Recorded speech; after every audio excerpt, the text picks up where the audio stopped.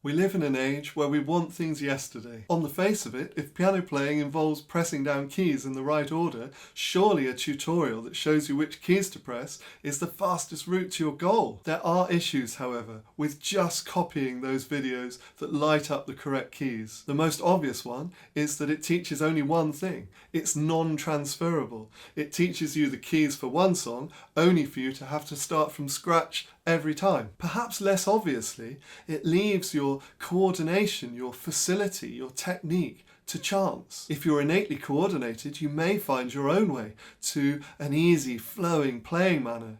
Or you may develop an overly tense, awkward one. Whilst I don't have scientific proof, maybe you do, in which case please pop it in the comments. It seems that history teaches that those who play primarily by ear in many genres, from jazz to folk, seem to play with a more efficient, direct, expressive coordination than those who play primarily by sight or by rote. That was certainly the view of the greatest of all piano pioneers, Abby Whiteside, whose work inspired mine. Regardless of that, if you can learn to hear simple music in detail in relation to a meaningful musical framework, you can go on to learn thousands more tunes with a similar strategy. Stopping to listen in detail to pitches that repeat or move higher or lower can seem like it requires almost unbearable patience at first. Like the first time I tried a kind of seated meditation, I couldn't stand it. The temptation just to keep stabbing in the dark, trying different keys, can be almost overwhelming. But it's exactly that determination to stop and listen that proved to be the best musical decision of my life. It's led me to learn new music thoroughly, remember it, and perform it confidently. Not to mention playing songs by ear as a party trick, which I never thought that I could do.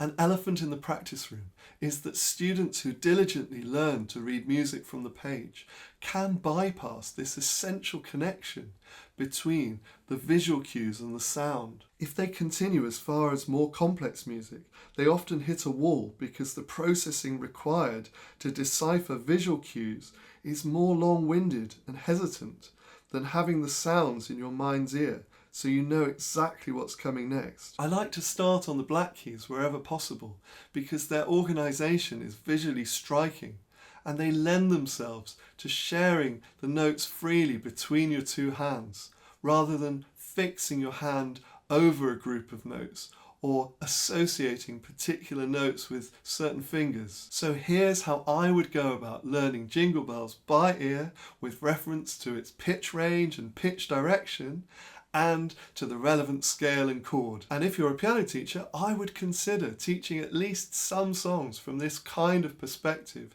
in conjunction with teaching notation. The tune of Jingle Bells spans a pitch range of 5 steps, do to so, from a major scale. A major scale sounds like this. Do, re, mi, fa, sol, la, ti, do.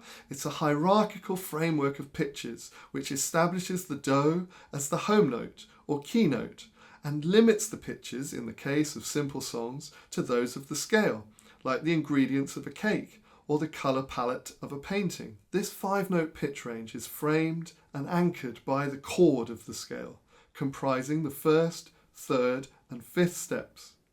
You can find such a chord on these black keys.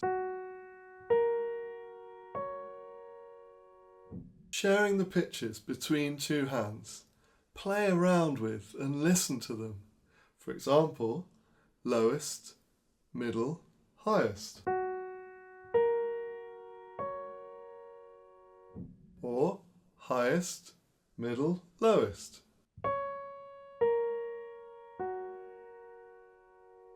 Or what about middle, highest, lowest?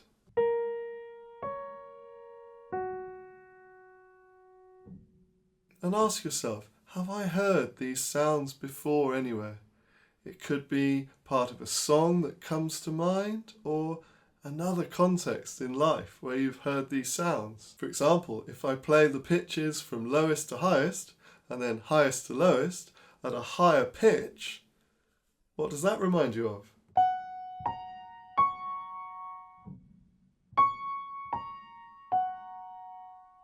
can you spot which one of those three pitch patterns occurs towards the beginning of the song Jingle Bells? Is it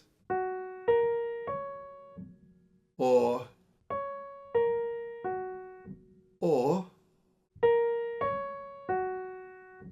don't worry if you can't yet, it may depend on how much time you've apportioned in your life to date to listening to musical sounds in detail. Add what's called a passing note or a passing tone, which passes by step in the scale between chord notes. In this case, between the lowest and the middle.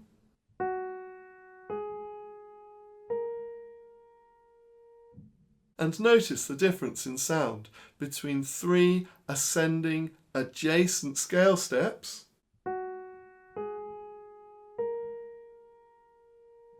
and three ascending chord pitches. One sounds like the beginning of Frère Jacques, and one sounds like the beginning of Kumbaya.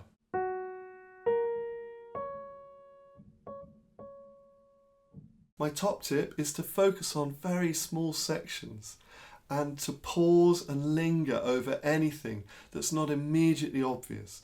Yes, it takes longer initially, but you'll start to build a meaningful, transferable oral map that you can then use to figure out thousands more songs in the future. Humming or singing along is your best friend because it literally puts the sounds of the music in your ears, and then you can compare the sound of your singing with the sounds that come out of the piano and check. And I would test out adjacent pitches first if you're not quite sure how high or how low they go, and then widen the pitch gap if necessary. You'll need all 5 notes from Do to So for the tune of Jingle Bells, so you'll need this white key as well.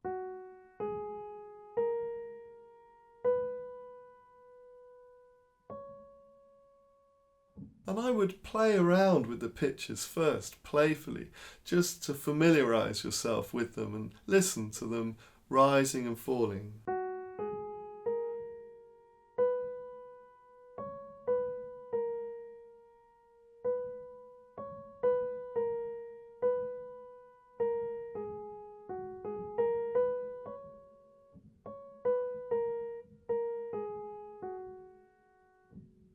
So I'm going to cover my hands for this section so that you can't cheat. And first of all, we're going to locate the starting pitch of the Jingle Bells melody. So here are the 3 pitches of the chord. And here's the starting pitch of the melody. So which one is it? You can test it out yourself. Pause this video anytime you like.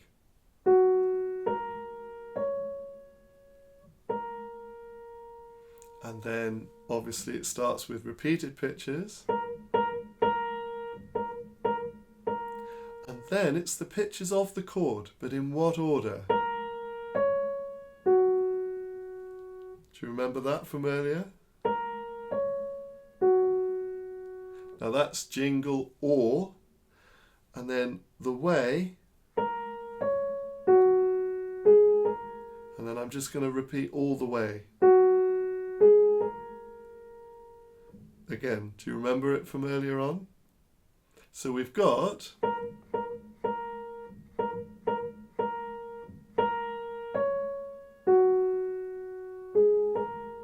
and I would pay particular attention to the end of one phrase going to the beginning of the next. So where did you just finish? All the way. Do, re, mi. And then where's the next pitch? So all the way was, and then. So does that go higher or lower? In each case, there are only a couple of options. So if you're not sure, you could try them both. Now once you get to here, oh what fun it is to write. There are lots of repeated pitches, and then when the pitches move higher or lower, they tend to do so by step to adjacent notes in the scale. So once you've found that starting note, it's a game of higher or lower.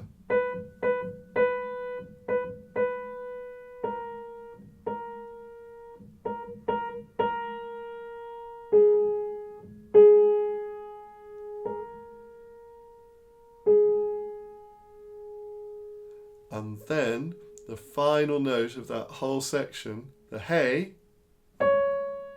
So is that a high note or a low note? Have a go, see if you can find it. Do you remember it from before? And then everything repeats.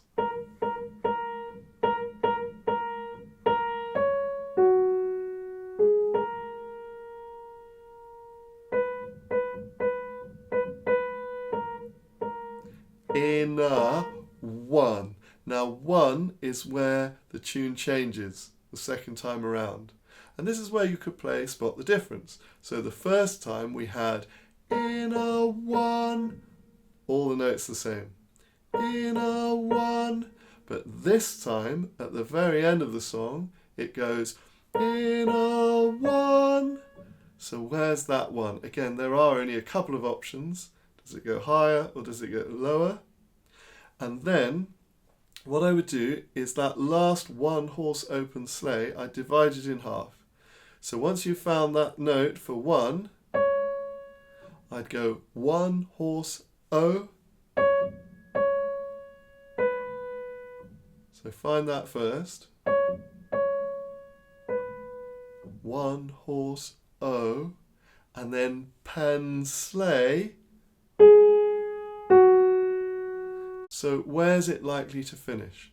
Most songs, simple songs like this, will finish on the key note, the home note, the do of the scale. And if that's the key note, the do, where does it come from to get there? So you've got 1 horse open sleigh.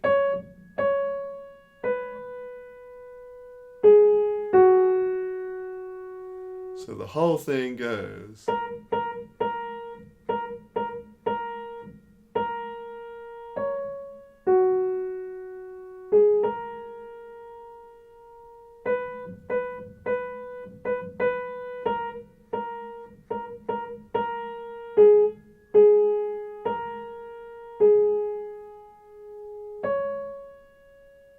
Starts again.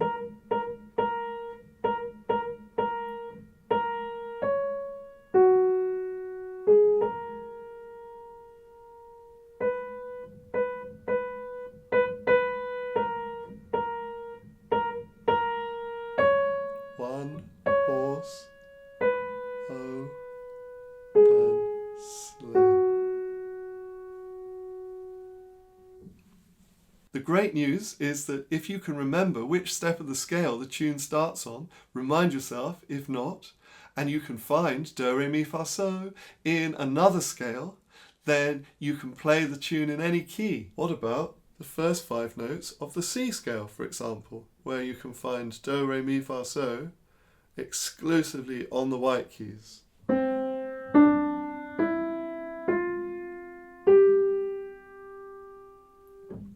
And then I would play the chord, which is the first, the third, and the fifth, the do, the mi, and the so.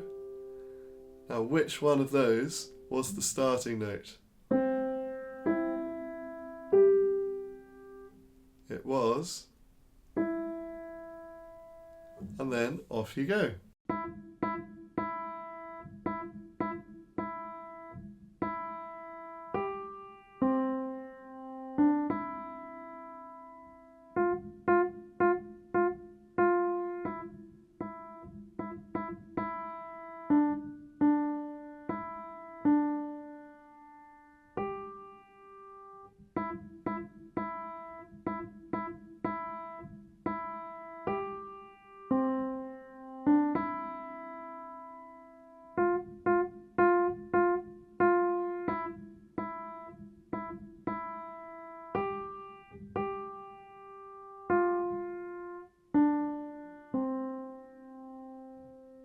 The Piano Portal's Essentials of Playing by Ear course showcases all the concrete, accessible tools that I used to learn to play by ear from scratch in my 30s, having been scorebound for 20 years and unable to play Happy Birthday reliably on cue. You can pay in instalments or even give it as a gift. And if you want to learn more about the role of playing more by ear than by sight or rote or motor memory in technique, then please visit pianoportals.com and download the free cheat sheet, Top 10 Causes of Technical Difficulties, which may surprise you. Please like and subscribe for more tutorials, critical thinking on technique, and other joyful piano content.